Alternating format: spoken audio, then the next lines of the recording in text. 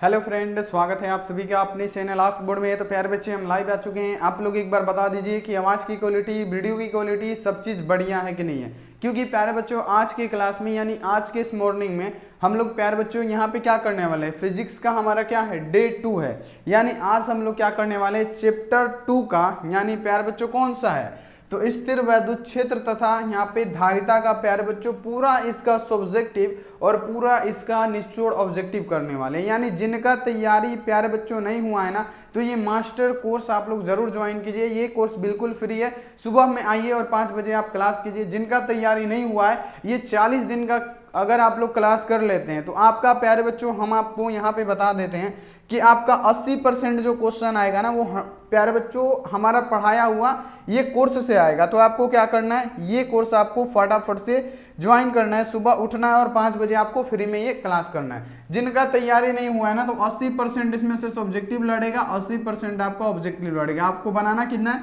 मात्र 50% ही बनाना है। तो ये बात को आपको ध्यान में रखना है। तो सभी प्यारे बच्चे एक बार वीडियो को तुरंत शेयर कर दीजिए और बता दीजिए कि सब चीज़ क्लियर है, आवाज़ की क्वालिटी, वीडियो की क्वालिटी, सब चीज़ बढ़िया है कि नहीं है। चलिए सभी बच्चे एक बार वीडियो को शेयर कर दीजिए। तो जितने सारे स्टूडेंट है, एक बार वीडियो को शेयर कीजिए। तो सभी स्टूडेंट वीडियो को शेयर कीजिए और बता दीजिए कि सब चीज़ क्लियर है कि नहीं है। तो चलिए प्यारे बच्चों, यहाँ पे हम क्या करते हैं, सभी स्टूडेंट लाइव आ जाइए। और चलिए, ये तो पूछना ही भूल गए कि सभी प्यारे बच्चों को गुड मॉर्निंग, कैसे बाबू आप सब एक बार वीडियो को शेयर कर दीजिए।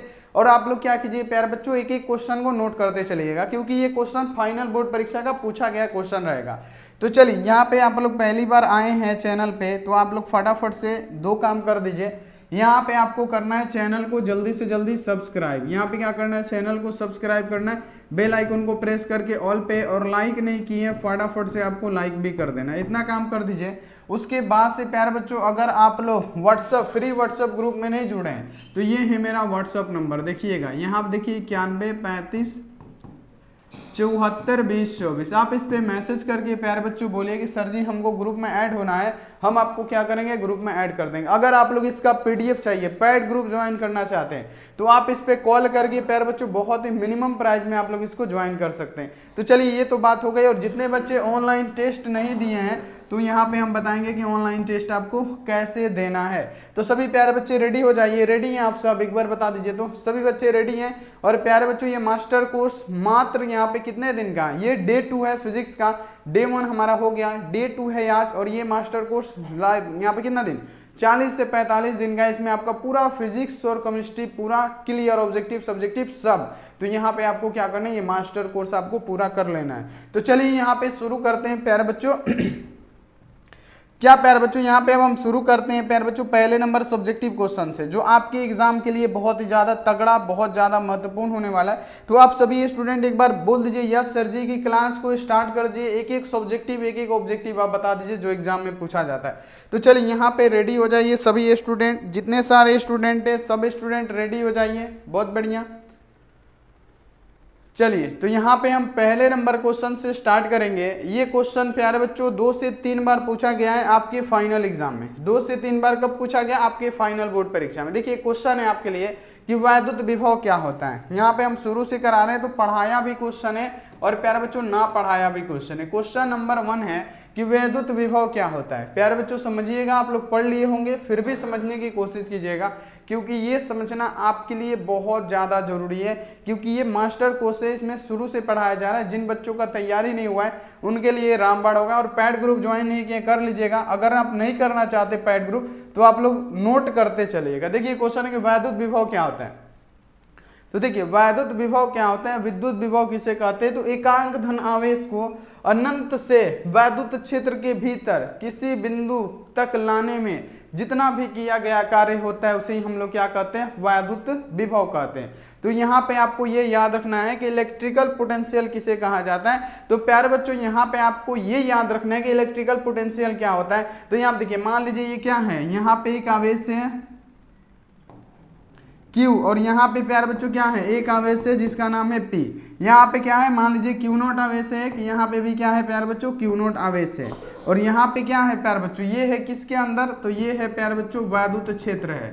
और वह एक यहाँ पे क्या है पॉइंट वैद्युत क्षेत्र में है और एक क्या है अनंत में है। यानी यहाँ पे आपको समझना है क्या बोला, एकांक आवेश को अनंत से, एकांक आवेश को अनंत से वैद्युत क्षेत्र के अंदर किसी बिंदु P तक लाने में जितना भी किया गया कार्य होगा यानी जितना भी वर्क होगा उसी को हम लोग क्या कहते हैं, तो वैद्युत विभव कहते हैं। यानी यहाँ पे आपको समझ में आ गया होगा कि ये क्या है आखिर। तो देखिए एकांक धन आवेश ये एकांक में है, एकांक धन आवेश को एक बिंदु से दूसरे बिंदु यानी वैद्युत क्षेत्र के अंदर किसी बिंदु तक लाने में किया गया जितना भी कार्य होगा ना आपका क्या होगा प्यारे बच्चों, उसे हम लोग वैद्युत विभव कहेंगे। तो ये आपको समझ में आ गया होगा।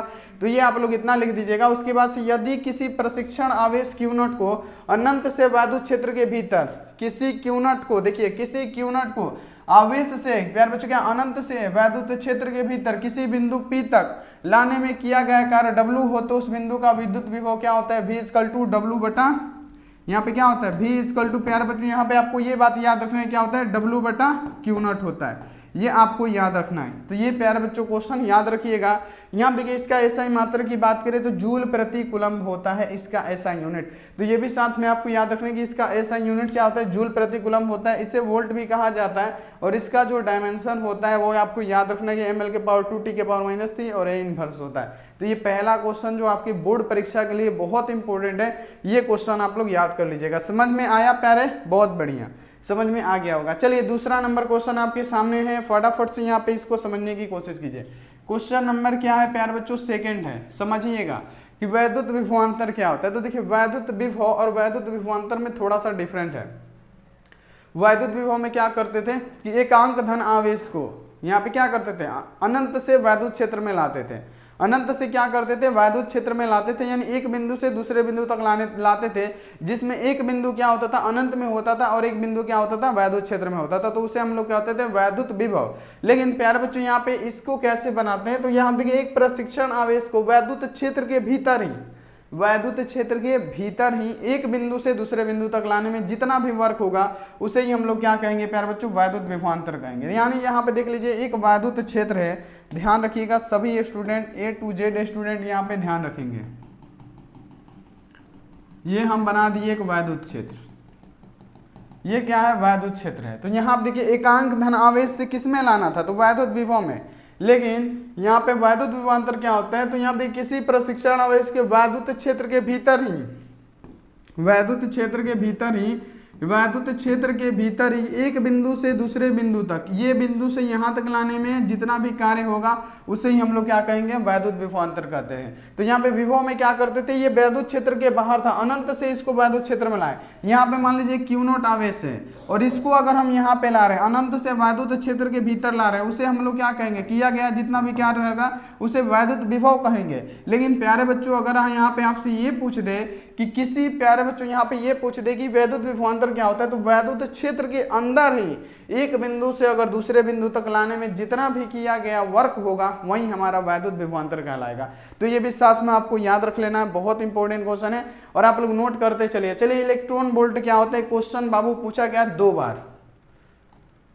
इलेक्ट्रॉन वोल्ट क्या होता है, नोट करते चलिएगा प्यारे बच्चों को, इलेक्ट्रॉन वोल्ट आखिर क्या होता है, इलेक्ट्रॉन वोल्ट आखिर क्या होता है, फटाफट से यहाँ पे आंसर लगाते चलिए कि इलेक्ट्रॉन वोल्ट आखिर क्या होता है। तो एक इलेक्ट्रॉन वोल्ट वह ऊर्जा है जो किसी इलेक्ट्रॉन पर यहाँ देखिए वोल्ट विभवांतर करने में अर्जित किया जाता है, त्वरित करके। यानी यहाँ पे चलिए हम आपको फिर से समझाते हैं, आपको पूरा समझ में आएगा कि इलेक्ट्रॉन वोल्ट आखिर क्या होता है। तो प्यारे बच्चों इलेक्ट्रॉन वोल्ट क्या होता है, तो इलेक्ट्रॉन वोल्ट वह ऊर्जा है जो कोई इलेक्ट्रॉन का एक वोल्ट विभवांतर करके त्वरित करके क्या किया जाए, अर्जित किया जाए, उसे ही हम लोग क्या कहते हैं, इलेक्ट्रॉन वोल्ट कहते हैं। यानी एक इलेक्ट्रॉन वोल्ट का मान कितना होता है, तो 1.6 × 10⁻⁻19 जूल होता है, जो कि ये आपके एग्जाम में पूछा जाता है। तो ये भी क्वेश्चन आपको याद कर लेना चाहिए, बहुत ही महत्वपूर्ण है जो आपके एग्जाम में पूछे जाते हैं।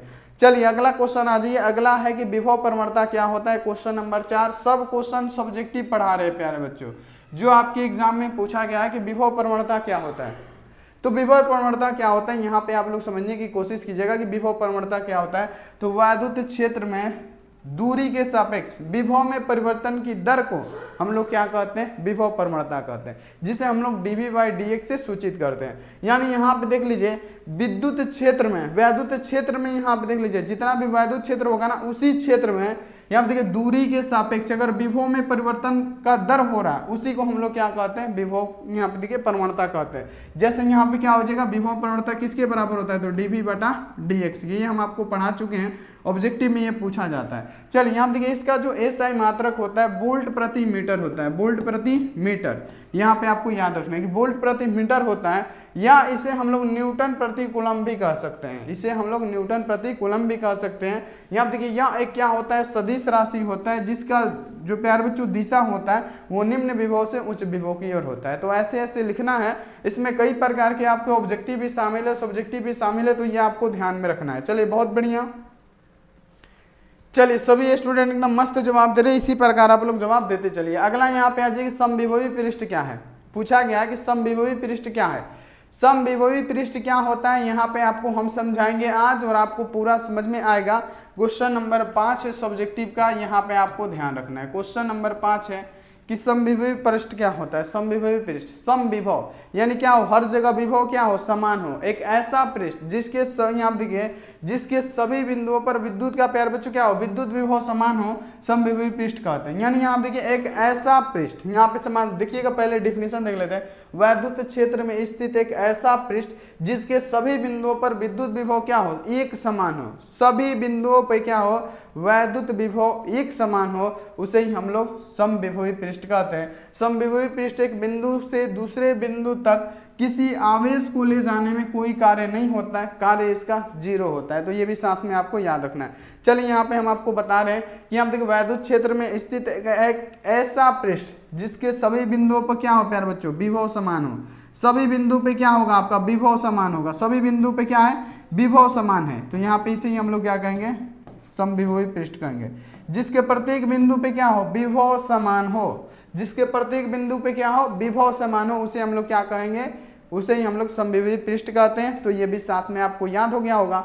चलिए आप देखिए विद्युतीय द्विध्रुव आघूर्ण को के कारण आप देखिए विद्युत विभव क्या होगा। ये क्वेश्चन बहुत बढ़िया क्वेश्चन है, ये क्वेश्चन प्यारे बच्चों बहुत बढ़िया क्वेश्चन है, एग्जाम में पूछा गया क्वेश्चन है कि वैद्युत द्विध्रुव के कारण विद्युत विभव क्या होता है। वैद्युत द्विध्रुव के कारण विद्युत विभव क्या होता है, तो एक ऐसा समायोजन जिसमें दो बराबर व विपरीत प्रकृति के आवेश एक दूसरे की अल्प दूरी पे रहते हैं। यहाँ पे क्या है, यहाँ पे पढ़िए सही से कि एक ऐसा समायोजन जिसमें दो बराबर या विपरीत प्रकार के जो चार्ज होंगे वो क्या होंगे, एक दूसरे से अल्प दूरी पे, थोड़े ही दूरी पे रहते हैं, विद्युतीय द्विध्रुव कहलाते हैं। और विद्युतीय द्विध्रुव के कारण विद्युत विभव ज्ञात करने को यहाँ पे इसको दो स्थिति बनाया गया है। तो यहाँ पे आपसे तो सिर्फ पूछा गया है कि विद्युतीय द्विध्रुव के कारण विद्युत विभव क्या होता है, तो यहाँ पे आपको यही लिखना है कि एक ऐसा समायोजन जो दो बराबर व विपरीत प्रकृति के प्यारे बच्चों आवेश एक अल्प दूरी पे रहते हैं, जिसे ही हम लोग क्या कहते हैं, विद्युतीय द्विध्रुव आघूर्ण कहते हैं। तो प्यारे बच्चों ये प्यारे बच्चों यहाँ पे एक आपको दिख रहा होगा फिगर, यही है प्यारे बच्चों,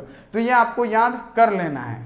दो प्रकार के विपरीत आवेश, एक पे क्या है माइनस चार्ज है, एक पे क्या है प्लस चार्ज है, और ये क्या है बहुत ही कम दूरी पे यानी 12 दूरी पे है, कम दूरी पे यानी क्या रहते हैं प्यारे बच्चों, अल्प दूरी पे रहते हैं, इसे ही हम लोग क्या कहते हैं प्यारे बच्चों, यहाँ पे विद्युतीय द्विध्रुव के कारण विद्युत विभव में अंतर। अब यहाँ पे देखिए इसके दो प्रकार होते हैं, सजातीय और यहाँ पे अक्षीय और निरक्षीय। अब क्वेश्चन आपसे पूछा जाता है, क्वेश्चन समझिएगा कि अक्षीय क्या होता है स्थिति। यहाँ पे अगर आपसे पूछा जाए कि अक्षीय स्थिति क्या होता है, ये क्वेश्चन पूछा जाता है, क्वेश्चन बहुत जबरदस्त है।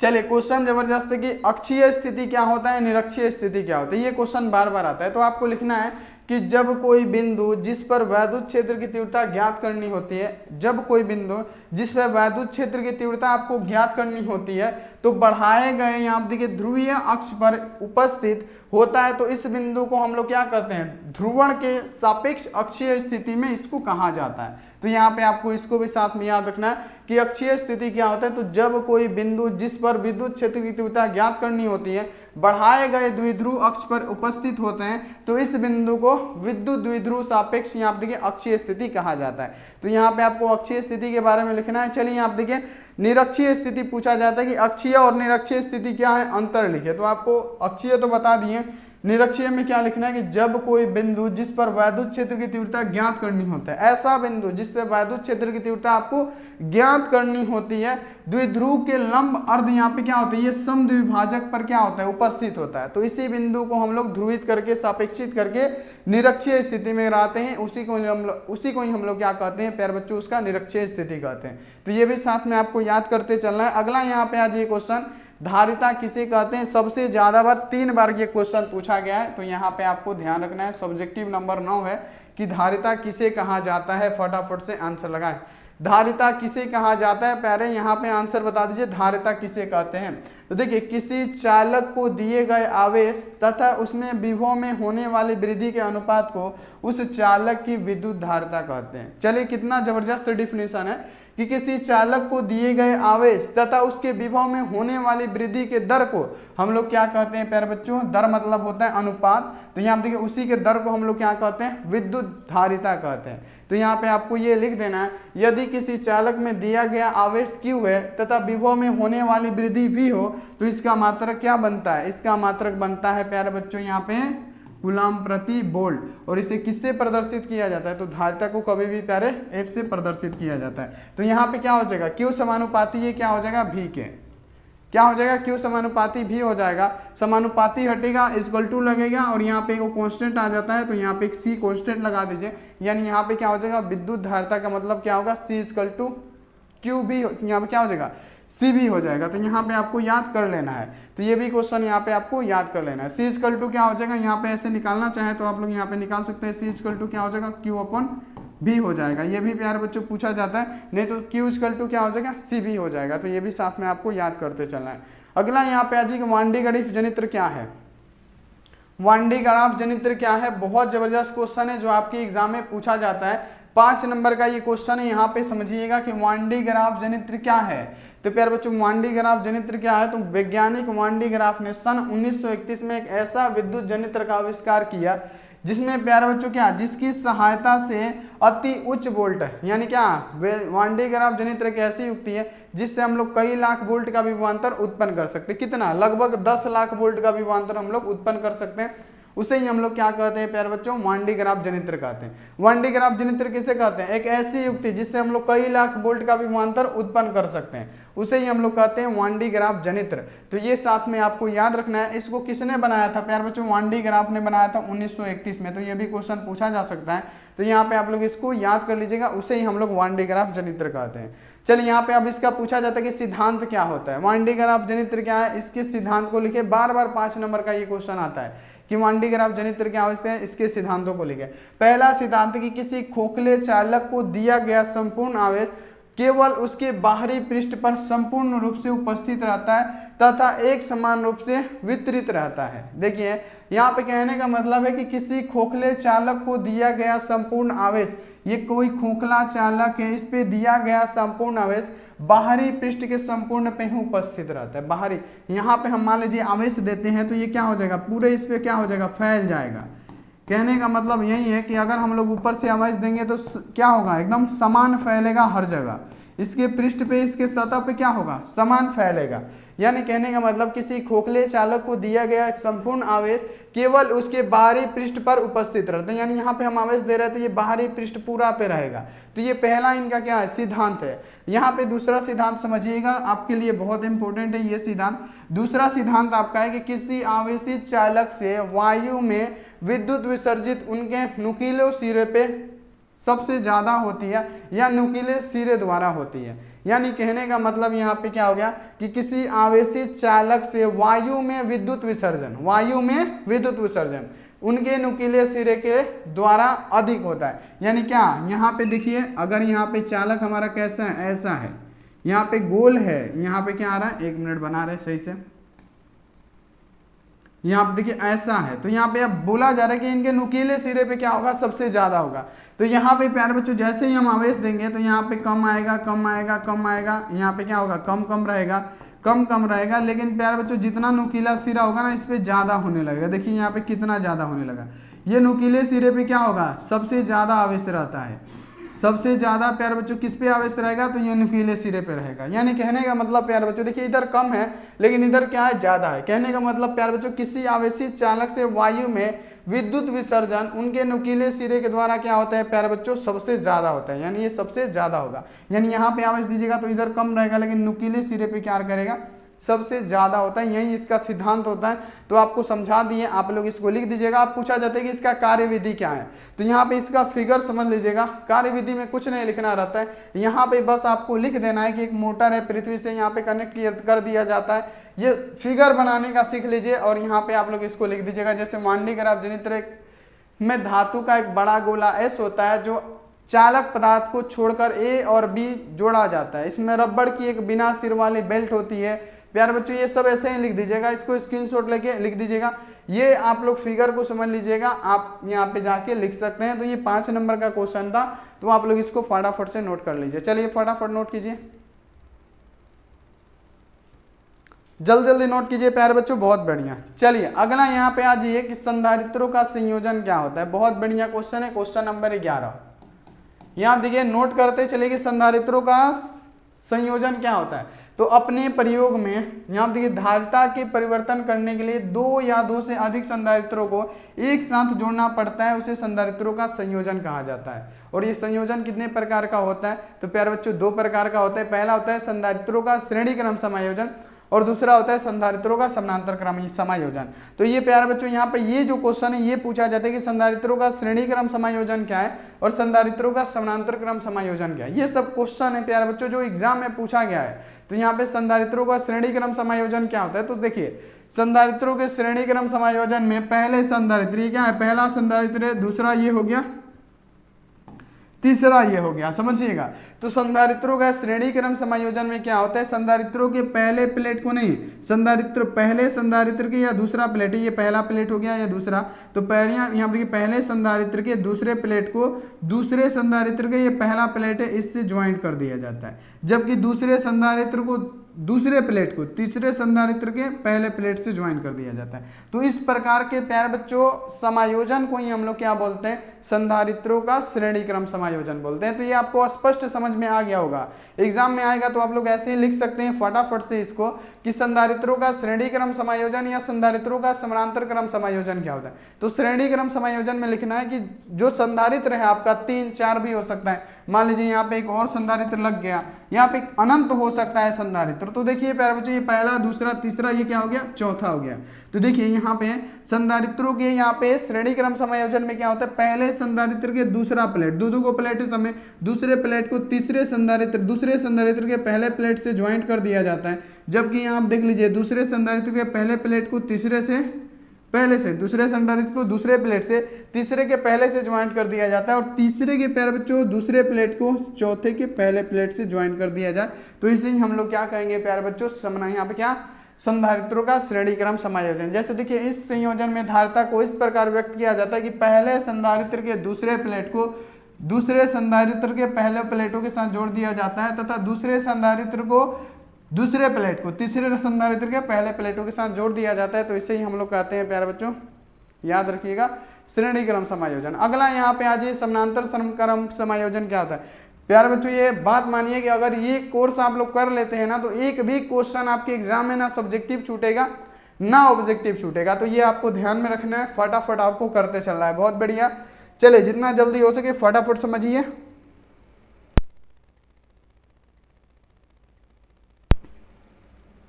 चलिए अब हम आपको समझाते हैं प्यारे बच्चों कि समानांतर क्रम समायोजन क्या होता है, संधारित्रों का समानांतर क्रम समायोजन। ये बार बार क्वेश्चन आता है, हर एग्जाम में पूछ देगा, 5 नंबर में भी पूछ देता है कि संधारित्रों के समायोजन को समझावें। 5 नंबर का क्वेश्चन है, 2 नंबर का नहीं है। 2 नंबर में पूछा जाता है, 5 नंबर। तो आपको लिखना है कि समानांतर क्रम का समायोजन यहाँ पे 2 प्रकार से होता है। पहला होता है यहाँ देखिए संधारित्रों का समायोजन प्यारे बच्चों अगर पूछे तो आपको लिखना है कि संधारित्रों का संयोजन, यानी एक यहाँ देखिए एक से अधिक जो यहाँ पे संधारित्र होते हैं उनको जोड़ने की प्रक्रिया को ही हम लोग क्या बोलते हैं, तो हम लोग संधारित्रों का संयोजन कहते हैं। तो संधारित्रों का संयोजन दो प्रकार का होता है। पहला यहाँ पे श्रेणी क्रम समायोजन हो गया जो हम आपको बता चुके हैं, और दूसरा क्या होता है, समानांतर क्रम समायोजन होता है। तो चलिए समानांतर क्रम समायोजन में क्या होता है प्यारे बच्चों, समानांतर क्रम समायोजन में क्या हो गया, ये पहला संधारित्र, ये दूसरा संधारित्र और ये क्या तीसरा संधारित्र। तो इसमें क्या किया जाता है, तीनों प्लेट के पहले यानी तीनों संधारित्र के पहले प्लेट को एक बिंदु ए या एक्स या वाई कुछ भी मान लीजिए उससे जोड़ दिया जाता है, और ये तीनों संधारित्र के दूसरे प्लेट को, ये दूसरे प्लेट को एक बिंदु से पूरा यहाँ पे क्या कर दिया जाता है, अटैच कर दिया जाता है। तो उसी को हम लोग क्या कहते हैं प्यारे बच्चों, समानांतर क्रम समायोजन कहते हैं। किसका, तो संधारित्र का। तो ये आपको समझ में पूरा आ गया होगा कि समानांतर क्रम समायोजन क्या होता है और यहाँ पे श्रेणी क्रम समायोजन क्या होता है, संधारित्र का। तो देखिए समानांतर क्रम समायोजन में दो या दो से अधिक संधारित्र को एक साथ जोड़ने की प्रक्रिया को ही हम लोग संधारित्र की मतलब समानांतर क्रम समायोजन करते हैं। इसमें जोड़ने का प्रोसेस क्या है, तो देखिए पहले प्लेट को दूसरे प्लेट को बिंदु x से जोड़ दिया जाता है तथा प्रत्येक संधारित्र के दूसरे प्लेट को बिंदु y से जोड़ दिया जाता है। प्रत्येक संधारित्र के पहले जितने भी संधारित्र हैं उनको किससे जोड़ देंगे, x से, और दूसरे संधारित्र यहाँ देखिए और तमाम यानी जितने भी संधारित्र हैं उनके दूसरे प्लेट को एक बिंदु से जोड़ देंगे। इसी को हम लोग क्या बोलते हैं, तो समानांतर क्रम समायोजन बोलते हैं। तो ये भी साथ में आपको याद रखना है, बहुत इंपॉर्टेंट है। अगला आ जाएगी संधारित्रों की धारिता से आप क्या समझते हैं। प्यारे बच्चों ये 13 नंबर क्वेश्चन है, जितना भी पूछेगा इसी में से पूछेगा, आपको ध्यान रखना है कि यहाँ पे संधारित्रों की धारिता से आप क्या समझते हैं। तो संधारित्र की धारिता से आप क्या समझते हैं, समझिएगा एक ऐसा यहाँ पे किसी ऐसे दो चालक का युग्म जिस पर बराबर तथा विपरीत आवेश होते हैं संधारित्र की धारिता कहलाते हैं। जिसपे क्या होगा, ऐसा दो चालक का युग्म जिस पर बराबर तथा विपरीत आवेश होता है, बराबर तथा विपरीत आवेश होता है, संधारित्रों का प्यारे बच्चों धारिता कहलाता है। इसे किससे सूचित किया जाता है, एफ से सूचित किया जाता है। सी इक्वल टू क्या होता है, क्यू अपॉन वी होता है। ये आपको याद रखना है। अगला आ जाइए यहाँ पे देख लीजिए कि ये क्वेश्चन प्यारे बच्चों 2 बार पूछा गया है। 14 नंबर क्वेश्चन है, याद रखना है। 14 नंबर क्वेश्चन है कि संधारित्रों की धारिता को प्रभावित करने वाले कारक कौन कौन से होते हैं। संधारित्रों को प्रभावित करने वाले कारक कौन कौन से होते हैं। तो यहाँ देखिए प्लेटों के क्षेत्रफल पे ये प्रभावित होता है, प्लेटों के बीच की दूरी पे होता है, प्लेटों के मध्य पारावैधता पे होता है। क्या होता है, प्लेटों के बीच माध्यम पे, प्लेटों के बीच पारावैधता पे ये होता है, इसका निर्भर करता है, प्रभावित करता है। तो ये भी साथ में आपको लिख देना है। और आपको प्यारे बच्चे पैड ग्रुप ना यहाँ पे सही बता रहे हैं, आप लोग ज्वाइन जरूर कर लीजिएगा, पैड ग्रुप ज्वाइन कर लीजिएगा ना, तो ये पीडीएफ आपको मिल जाएगा। और यहाँ पे देख लीजिए अगर आप लोग यहाँ पे तैयारी नहीं हुआ है तो पैड ग्रुप जरूर ज्वाइन कीजिए। देखिए यहाँ पे नंबर है मेरा 91 35 74 20 24। आप इस पे प्यारे बच्चों कॉल करके पीडीएफ ले सकते हैं, क्रैश कोर्स जो आपके एग्जाम में लड़ेगा जरूर। तो चलिए प्यारे बच्चों यहाँ पे देख लीजिए पहले नंबर क्वेश्चन से ऑब्जेक्टिव स्टार्ट करते हैं। पूरा सब्जेक्टिव क्लियर, हम आपको 80% यहाँ पे ऑब्जेक्टिव सब्जेक्टिव क्लियर करा दिए। जो भी पूछेगा इसी चैप्टर से पूछेगा, गारंटी है। तो यहाँ आप देख लीजिए पहला नंबर क्वेश्चन है कि विभव प्रवणता बराबर होता है। प्यारे बच्चों विभव प्रवणता क्या, तो दूरी के सापेक्ष विभव में परिवर्तन की दर को ना हम लोग बोलते हैं, दूरी के सापेक्ष विभव में परिवर्तन की दर को विभव प्रवणता बोलते हैं। यानी क्या हो जाएगा, dv बटा dx, दूरी के सापेक्ष विभव में परिवर्तन की दर को क्या कहते हैं हम लोग, विभव प्रवणता बोलते हैं। तो यहाँ पे सी वाला ऑप्शन सही हो जाएगा। अगला यहाँ पे आ जाए क्वेश्चन कि एक गोलीय चालक को आविष्ट किया जाता है, यानी गोलीय चालक को आवेशित किया जाता है तो उसके केंद्र पर वैद्युत क्षेत्र की तीव्रता। तो देखिए एक गोलीय चालक को आवेशित करेंगे, जब एक गोलीय चालक पे आवेश देंगे तो प्यारे बच्चों यहाँ पे पूछ रहा है कि उसके केंद्र पे वैद्युत क्षेत्र की तीव्रता क्या होगी। तो तीव्रता कभी भी यहाँ पे आपको याद रखना है कि तीव्रता हमेशा 0 होती है, और यहाँ पे क्या हो जाएगा आपका बी वाला ऑप्शन राइट आंसर हो जाएगा। तो ये आप लोग याद रखिएगा। चलिए फटाफट करते चलते हैं। अगला यहाँ पे आ जाइए कि एक समानांतर पट्टिका संधारित्र की धारिता के लिए निम्नलिखित में से कौन सा सही है। ये क्वेश्चन बहुत बढ़िया है, ये क्वेश्चन आपके लिए बहुत इंपॉर्टेंट है, एग्जाम में पूछे जाते हैं। ये क्वेश्चन याद रखिएगा। यहाँ पे क्वेश्चन है कि एक समानांतर पट्टिका संधारित्र की धारिता के लिए निम्नलिखित में से कौन सही है। तो प्यारे बच्चों निम्नलिखित में से कौन सा सही है, तो एप्सिलॉन नॉट बटा क्या हो जाएगा, ए हो जाएगा। ये आपका सही होगा, आप इसे याद कर लीजिएगा। अगला यहाँ पे आ जाए कि एक बिंदु आवेश Q को, क्वेश्चन ये 2 बार पूछा गया है फाइनल बोर्ड परीक्षा में, ये 2 बार क्वेश्चन पूछा गया, इसमें गलती बच्चे कर देते हैं। देखिए क्वेश्चन आपके सामने है कि एक बिंदु आवेश Q को, यहाँ देखिए Q से दूरी पर विद्युत विभव का मान क्या होता है। एक बिंदु आवेश Q से दूरी पर विद्युत विभव का मान क्या होता है, 1/4 पाई एप्सिलॉन नॉट आर। क्या होता है, 1/4 पाई एप्सिलॉन नॉट होता है, इनटू क्या होता है प्यारे बच्चों याद रखना है, Q/r होता है। ये आपको याद रखना है, ये बस इतना याद रखना है। और ये कौन से ऑप्शन में आपको दिखेगा, ये ए वाला ऑप्शन में, यहाँ पे ए वाला ऑप्शन आपको टिक करके आना एग्जाम में, बिल्कुल आपको घबराना नहीं है। अगला यहाँ पे आ जाइए कि आर त्रिज्या की पृथ्वी की विद्युत धारता कितनी होती है। क्वेश्चन ये भी पूछा गया था आपके सेंटअप की एग्जाम में। तो ऐसे ऐसे क्वेश्चन प्यारे आपके एग्जाम में आते हैं, तो आप लोग ये सब क्वेश्चन याद रखिएगा।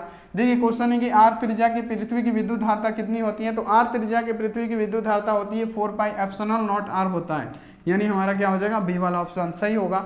यहाँ पे आप इसे याद कर लीजिएगा। अगला यहाँ पे आ जाइए 6 नंबर कि विभव, यहाँ पे विद्युत विभव बराबर होता है विद्युत विभव। प्यारे बच्चों हम क्या बताएं, विद्युत विभव और विद्युत विभव अंतर। विद्युत विभव में क्या होता है, एकांक धन आवेश को वैद्युत क्षेत्र के भीतर लाने में किया गया जितना भी वर्क होगा, यानी क्या हो जाएगा प्यारे बच्चों, W/Q। जितना भी वर्क होगा यानी क्या हो जाएगा, W/Q होगा, यहाँ पे विद्युत विभव कहते हैं। तो यहाँ पे आपको इसको याद करते चलना है। अगला यहाँ पे आ जाइए प्यारे, अगला क्वेश्चन है कि 1 फैराडे बराबर होता है। 1 फैराडे कितने के बराबर होता है। तो यहाँ पे याद रखने की, जो 1 फैराडे होता है ना, 1 फैराडे आपका हो जाएगा 1 सीबी इनवर्स के। 1 फैराडे 1 सीबी इनवर्स के होता है बराबर। तो ये आपको याद रखना है, बहुत ज्यादा इंपॉर्टेंट क्वेश्चन है जो आपके एग्जाम में पूछा जाता है। अगला यहाँ पे आ जाइए कि आवेशित चालक की स्थितिज ऊर्जा होती है। आवेशित चालक की स्थितिज ऊर्जा कितनी होती है। चालक क्या है, आवेशित है। तो प्यारे बच्चों आवेशित चालक की स्थितिज ऊर्जा क्या होगी। तो यहाँ पे देखिए हाफ CB² होता है, हाफ 1/2 CB² होता है किसका। तो यहाँ पे आपको याद रखना है कि आवेशित चालक की स्थितिज ऊर्जा होती है 1/2 CB²। अगला यहाँ पे आ जाइए कि पृथ्वी किसी सूक्ष्म विद्युत द्विध्रुव के मध्य बिंदु से बहुत r दूरी पर वैद्युत विभव समानुपाती होता है। बता दीजिए, बहुत ज्यादा इंपॉर्टेंट क्वेश्चन है। और हम आपको बता रहे हैं ना कि एग्जाम को लेवल के देख के इसी प्रकार की तैयारी हो रही है जो आपके एग्जाम में पूछे जा सकते हैं। तो ऐसे ऐसे क्वेश्चन को आपको याद रखना है कि किसी सूक्ष्म विद्युत द्विध्रुव के मध्य बिंदु से बहुत दूरी यानी r दूरी पर विद्युत विभव समानुपाती होता है 1/r² के समानुपाती होगा, 1/r² के ये समानुपाती होता है। तो ये आपको याद रखना है। तो सी वाला ऑप्शन में है, आप लोग याद कर लीजिएगा। अगला आ जाइए कि एक स्टेट कूलम। देखिए एक स्टेट कूलम है, तो देखिए बहुत गलती होता है प्यारे कि एक स्टेट कूलम का मान क्या होता है। बहुत सारे बच्चे बोलते हैं 3 × 10⁻9 मार दीजिए गुरुजू। तो 3 × 10⁻9 -9 मार दीजिए गुरुजू। कुछ नहीं प्यारे बच्चों, आपको याद रखना है एक स्टेट कूलम की बात किया जा रहा है। तो एक स्टेट कूलम होता है 1/3 × 10⁻9, 1/3 × 10⁻−9 होता है कौन, तो एक स्टेट कूलम। तो यहाँ पे आपको ये याद कर लेना है। अगला यहाँ पे आ जाइए कि एक गोलीय चालक को आवेशित किया जाता है तो उसके केंद्र पे वैद्युत क्षेत्र की तीव्रता, अगर तीव्रता पूछे, गोलीय चालक के अंदर तीव्रता, फ्लक्स पूछे, क्षेत्र पूछे, इन परिस्थितियों में क्या होता है, वो शून्य होता है। और हम आपको बोले कि ऐसा क्वेश्चन जो होगा फाइनल में जरूर रहेगा और 100% रहेगा। तो ये आपको ध्यान में रख के पढ़ना है। चलिए अगला क्वेश्चन आ जाइए। अगला क्वेश्चन है कि समानांतर प्लेट संधारित्रों के प्लेटों के बीच पारावैद्युत पदार्थ डालने पर संधारित्रों की धारिता क्या होगी। देखिए जब संधारित्रों के, यहाँ देखिए समानांतर प्लेट संधारित्र, यानी समानांतर प्लेट संधारित्र मतलब क्या, ये हो गया हमारा समानांतर प्लेट संधारित्र। इसके प्लेटों के बीच अगर आपसे पूछा जा रहा है कि कोई पारावैद्युत पदार्थ डाल दिया जाए, इनके प्लेटों के बीच पारावैद्युत पदार्थ डाल दिया जाए, तब यहाँ पे आपसे पूछा जा रहा है कि इसकी धारिता क्या होगी। जब पारावैद्युत पदार्थ डलेगा ना प्यारे बच्चों उसमें, तो धारिता एकदम फटाक से क्या होगी, बढ़ जाएगी। तो यहाँ पे क्या होगा, बढ़ जाएगा। ये आपको याद कर लेना है। चलिए अगला क्वेश्चन आ जाइए। अगला क्वेश्चन है कि निम्नलिखित में से किस राशि का मात्रक वोल्ट प्रति मीटर होता है, यानी वोल्ट मीटर किसका होगा। प्यारे फटाफट आंसर लगाइए और इसके बाद जाइएगा फटाफट से, आपको ऑनलाइन टेस्ट देना है और आप लोग PDF वाला ग्रुप में जरूर जुड़ जाइएगा, बहुत ज्यादा हेल्प होगा आपको एग्जाम तक। तो निम्नलिखित में से कौन यहाँ पे सदिश राशि है प्यारे बच्चों, वोल्ट मीटर। प्यारे बच्चों पूछा जा रहा है कि कौन सी राशि का मात्रक वोल्ट मीटर होता है, तो किसका होता है, वैद्युत क्षेत्र का मात्रक प्यारे बच्चों क्या होता है, वोल्ट प्रति मीटर होता है। वैद्युत क्षेत्र ही मारना है, फ्लक्स मत मार दीजिएगा नहीं तो गलत हो जाएगा। अगला यहाँ पे आ जाए कि वैद्युत क्षेत्र में किसी द्विध्रुव को घुमाने में किया गया कार्य, वैद्युत क्षेत्र में किसी द्विध्रुव को घुमाने में किया गया कार्य कितना होता है। सब क्वेश्चन इंपॉर्टेंट है, तो सब के सब क्वेश्चन को ही आपको याद कर लेना है, बहुत ज्यादा ये महत्वपूर्ण है। तो यहाँ देखिए वैद्युत क्षेत्र में किसी बिंदु को घुमाने में किया गया कार्य क्या होता है, तो W = me1 - cos θ होता है, me1 - cos θ होता है, यानी ए वाला ऑप्शन यहाँ पे आपका क्या होने वाला है, राइट आंसर होने वाला। अगला यहाँ पे आज ये क्वेश्चन कि यदि समरूप वैद्युत क्षेत्र एक अक्ष की दिशा में विद्यमान हो तो समविभवी तल क्या होगा। यदि समरूप वैद्युत क्षेत्र एक अक्ष की दिशा में हो तो समरूप वैद्युत क्षेत्र अगर एक अक्ष की दिशा में है तो ये YZ की तल की दिशा में होगा। क्या होगा, YZ की तल की दिशा में होगा, जिसे आपको याद कर लेना है। बहुत बढ़िया क्वेश्चन है। चलिए अगला यहाँ पे आज ये क्वेश्चन की आवेशित संधारित्रों पर संग्राहक पट्टी और संघनक पट्टी के आवेशों का योग कितना होता है। आवेशित संधारित्र पे संग्राहक पट्टी और संघनक पट्टी के प्यारे बच्चों बीच का योग पूछा है, तो इनके बीच का योग होता है 0। यहाँ पे आपको ये याद करते चलना है। तो ये भी क्वेश्चन बहुत बढ़िया है। चलिए अगला क्वेश्चन आ जाए कि दो समान धारिता यानी सी वाले संधारित्रों को समानांतर क्रम में जोड़ देने पर उसकी समतुल्य धारिता होती है। समानांतर क्रम में जोड़ रहे हैं तो समानांतर क्रम में जोड़ेंगे तो तुल्य धारिता आपका कितना होगा 2c हो जाएगा। यही श्रेणी क्रम में जोड़ा होगा तो c/2 हो जाएगा। लेकिन हमसे किस में बोला है, तो समानांतर क्रम में बोला है, तो यहाँ पे क्या हो जाएगा ए वाला ऑप्शन यहाँ पे यानी 2c आपका क्या हो जाएगा, राइट आंसर हो जाएगा। चलिए यहाँ पे क्या 18 नंबर की विद्युत धारिता का मात्रक क्या होता है। तो प्यारे बच्चों विद्युत धारिता हम पढ़ा है ना कि धारिता को किससे सूचित किया जाता है, तो फैराडे से। तो यहाँ पे विद्युत धारिता का मात्रक क्या होता है, फैराडे होता है। तो ये भी साथ में आपको याद रखना है। अगला यहाँ पे आ जाएगी 3 संधारित्र जिसमें प्रत्येक की धारिता सी है और प्यारे बच्चों क्या श्रेणी क्रम में जुड़ा है, यानी ऐसे जुड़ा है संधारित्र, ऐसे जुड़ा है। कैसे जुड़ा है प्यारे बच्चों, 3 संधारित्र है, पहला संधारित्र ये हो गया, दूसरा ये हो गया, ये तीसरा हो गया। अब यहाँ पे पूछा गया कि श्रेणी क्रम में जुड़ा है, इनकी तुल्य धारिता क्या होगी, तो c/2 हो जाएगा। क्या होगा 3 संधारित्र ना, तो c/3 हो जाएगा। तो सी वाला ऑप्शन पे मारना है, आपको याद रखना है। अगला यहाँ पे आ जाए कि वान डी ग्राफ जनित्र एक ऐसी युक्ति है प्यारे बच्चों जो उत्पन्न करती है। तो वान डी ग्राफ जनित्र एक ऐसी युक्ति है जो क्या करती है, कई लाख वोल्ट का विभवांतर उत्पन्न करती है, यानी उच्च वोल्टता यहाँ पे क्या करती है, वो उत्पन्न करती है, यानी लगभग 10 लाख वोल्ट का विभवांतर वान डी ग्राफ जनित्र युक्ति करता है, यानी सी वाला ऑप्शन सही होगा। धातु का पारावैद्युतांक होता है, तो धातु का हमेशा पारावैद्युतांक क्या होता है, हमेशा याद रखना है कि यहाँ पे धातु का पारावैद्युतांक होता है, तो यहाँ पे ऐसा नहीं मानना है कि 1 होता है। धातु का पारावैद्युतांक हमेशा होता है इन्फिनाइट, बहुत अनंत होता है। कितना से ज्यादा होता है ये पूछेगा तब मारना है कि ये 1 से ज्यादा होता है। तो हमसे ये पूछा गया कि कितना धातु का पारावैद्युतांक हो सकता है, तो ये अनंत होता है, ये आपको याद कर लेना है। अगला यहाँ पे आज ये क्वेश्चन की 64 समरूप बूंदे जिसमें प्रत्येक की धारिता 5 माइक्रोफैराड है मिलाकर एक बड़ा बूंद बनाते हैं। बड़े बूंद की धारिता क्या होगी, बड़े बूंद की जो धारिता होगी प्यार बच्चों 20 माइक्रोफैराड हो जाएगा। यहाँ पे क्या हो जाएगा, बी वाला ऑप्शन आपका सही होगा। ये आप लोग प्यारे याद कर लीजिएगा। अगला यहाँ पे आज ये 23 नंबर की किसी संधारित्र की धारिता व्युत्क्रमानुपाती होती है। किसी संधारित्र की धारिता किसके व्युत्क्रमानुपाती होता है, तो प्लेटों के बीच माध्यम की पारावैद्युता की। ये आपको याद रखना है कि किसी संधारित्र की धारिता व्युत्क्रमानुपाती होगी किसके, तो प्लेटों के बीच जितने भी माध्यम होंगे ना उसकी यहाँ पे देखिए पारावैद्युता की ये प्यारे बच्चों क्या होती है, व्युत्क्रमानुपाती होती है। तो ये भी साथ में आपको याद रखना है। चलिए यहाँ देखिए 24 नंबर कि किसी विभव मापे की संवेदनशीलता को बढ़ाने के लिए क्या करना पड़ेगा। किसी भी विभव मापे की संवेदनशीलता को बढ़ाने के लिए उसके अनुप्रस्थ काट प्यारे बच्चों क्षेत्रफल हमको बढ़ाना पड़ेगा। तो यहाँ पे आप क्या मारिएगा कि उसके अनुप्रस्थ काट क्षेत्रफल को बढ़ाएंगे। यहाँ पे क्या होगा, हमारा ए वाला ऑप्शन सही आंसर होगा। चलिए अगला क्वेश्चन आ जाइए कि एक समविभव तल के एक बिंदु से दूसरे बिंदु तक ले जाने में आवेश द्वारा किया गया कार्य क्या होगा। अब देखिए गजब का क्वेश्चन है, बहुत बढ़िया क्वेश्चन है।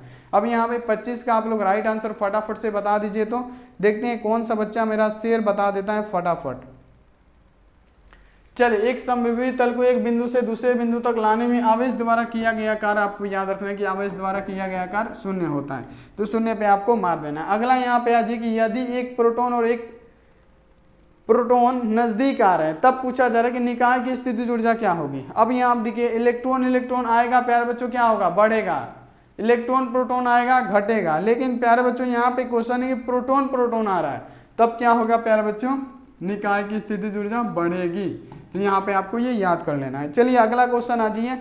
अगला क्वेश्चन है कि इलेक्ट्रॉन वोल्ट द्वारा मापा जाता है। इलेक्ट्रॉन वोल्ट द्वारा क्या मापते हैं, तो आपको पता है कि इलेक्ट्रॉन वोल्ट द्वारा हम लोग ऊर्जा को मापते हैं। ऊर्जा को मेजर किया जाता है किससे, इलेक्ट्रॉन वोल्ट द्वारा, किलोवाट घंटा द्वारा। ये सब किसका मापन है, तो ऊर्जा का मापन है। अगला यहाँ पे आ जाए कि यदि किसी खोखले गोलीकार चालक को धन आवेशित किया जाए तो इसके भीतर का विभव, जो कि ये सेंट्रल एग्जाम में पूछा गया था। फटाफट आप लोग एक बार आंसर लगा दीजिए।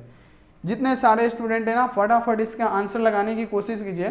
क्वेश्चन आपके सामने कि यदि किसी खोखले गोलीय चालक को धन आवेशित किया जाए तो इसके भीतर का विभव क्या होगा, तो हो जाएगा प्यारे बच्चों क्या, धनात्मक और समरूप। तो यहाँ पे आपको बी वाला मारना है जो कि आपका राइट आंसर होगा। अगला यहाँ पे आ जाइए 30 नंबर कि विद्युतीय विभव की बीमा क्या होती है। गजब का क्वेश्चन है, एकदम फाड़ू क्वेश्चन है प्यारे बच्चों, गजब का क्वेश्चन है।